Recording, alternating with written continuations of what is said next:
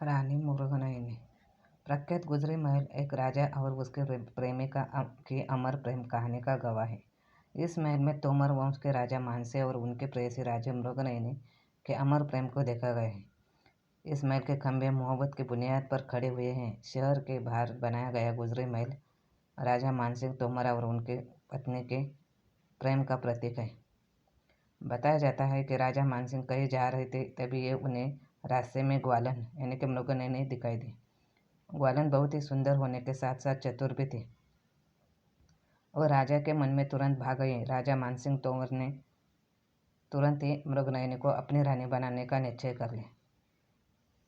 उनके इस निश्चय का काफी विरोध भी हुआ, लेकिन उन्होंने विवाह किया। राजा ने अपनी रानी के लिए एक भव्य महल भी बनवाया। मृगनयनी के नीचे जाति के होने के कारण लोगों ने विरोध किया गया, जिसके चलते इस महल को ग्वालियर किले के बाहर बनाया गया। मृगनयनी का असली नाम निन्नी था। वह तिघरा के पास राई गांव के रहने वाले गुर्जर परिवार से थी। एक बार राजा मानसिंह जब वहां से गुजरे तो वहां देखा कि दो सांडों की लड़ाई को निन्नी ने आसानी से रोक दिया था। ये देख राजा मानसिंह ने उनसे शादी करने की इच्छा उनके परिजनों के पास जताई, लेकिन निन्नी ने अपनी 3 शर्तें रखी। पहली शर्त ये थी कि अपने गांव से पानी लाना होगा।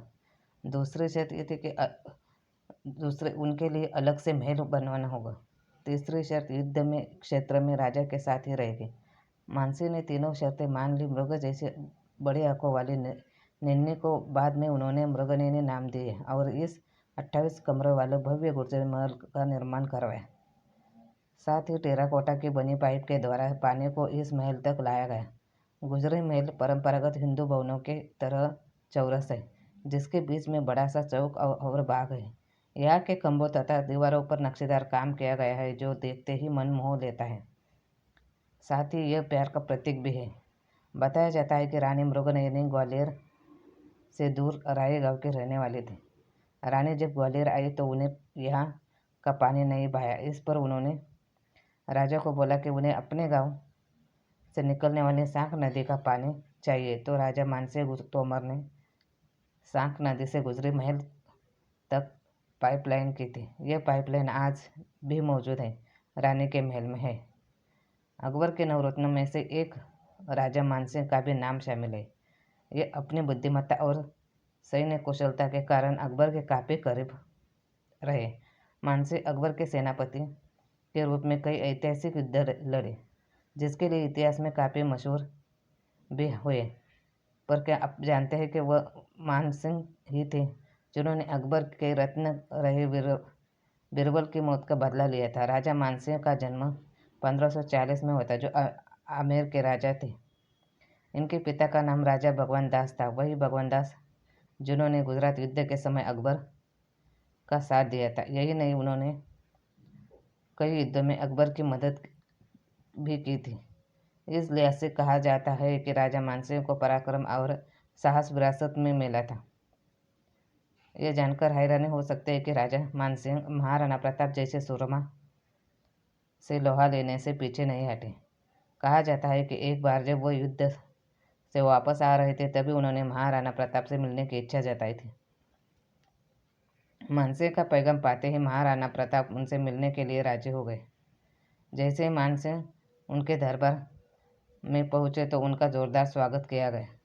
अगली कड़ी के रात में वक्त खाने का भी इंतजाम किया गया। मानसिंह खाने के लिए बैठे तो महाराणा ने अपने पुत्र को इनके साथ खाने के लिए भेज दिया।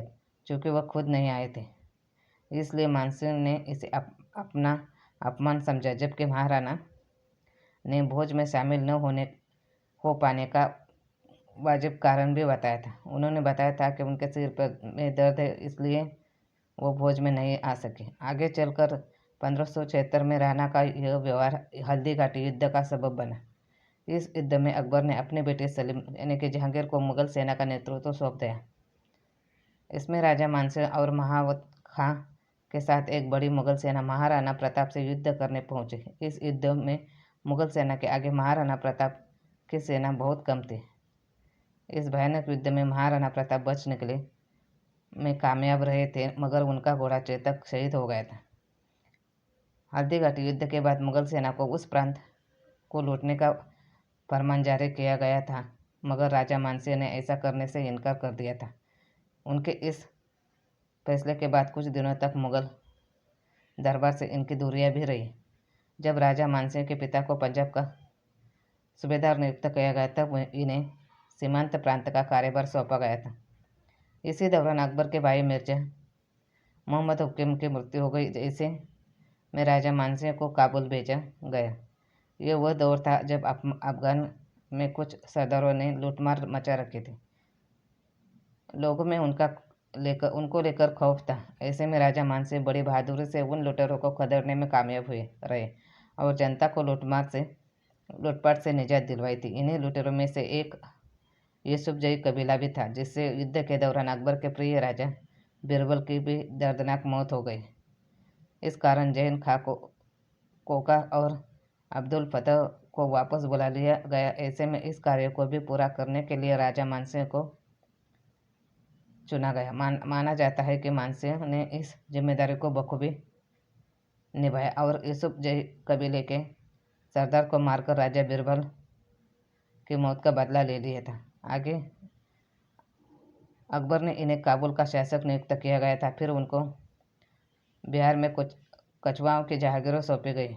इसके दम पर पूर्णमल कंदौरिया पर आक्रमण कर दिया, साथ ही वहाँ के कई स्थानों पर अपना कब्जा जमा लिया। इसके बाद ही उन्हें 5 हज़ारी मनसब मिला और साथ ही राजा के पद से भी नवाजा गया था। आगे मानसिंह ने पटना के ओर रोक लिया और वहाँ की सत्ता को अपने अधीन कर लिया। उनका विजय अभिमान यही नहीं रुका, उन्होंने झारखंड के रास्ते उड़ीसा पर भी हमला करते हुए कब्जा कर लिया था। इसी दौरान राजा मानसिंह ने कई छोटे छोटे राज्यों को हराकर मुगल साम्राज्य में मिला लिया था। ऐसे में इनके कार्य से खुश होकर अकबर ने इन्हें 7 हज़ारी मनसबा अदा किया, जो इनकी वफादारी और साहस का इनाम था। ऐसी मान्यता है कि जब तक बादशाह अकबर जिंदा रहे तब तक राजा मानसिंह के सितारे बुलंद रहे, जबकि उनके मौत के बाद उनके सितारे कमज़ोर होने लगे। अकबर का बेटा जहांगीर उन्हें पसंद नहीं करता था। असल में उसके पिता अकबर बीमार पड़े तो उसने बगावत करते हुए उनके नवरत्न अब्दुल फजल की हत्या करवा दी थी। ऐसी स्थिति में अकबर ने खुसरो को अपना उत्तराधिकारी बनाना चाहा। अब चूँकि अकबर के इस फैसले का समर्थन राजा मानसिंह ने भी किया था, इसलिए जहांगीर की उनसे नाराज़गी लाजिमी थी। आगे जब अकबर की मृत्यु हुई और जहांगीर मुगल दरबार का बादशाह बना तो उसने राजा मानसिंह को बगावत के डर से बंगाल की तरफ भेज दिया था। वह जानता था कि राजा मानसिंह के पास बड़ी संख्या में बहादुर राजपूत सैनिक का साथ है। कुछ दिनों बाद ही 1614 में राजा मानसिंह की मृत्यु हो गई थी। धन्यवाद।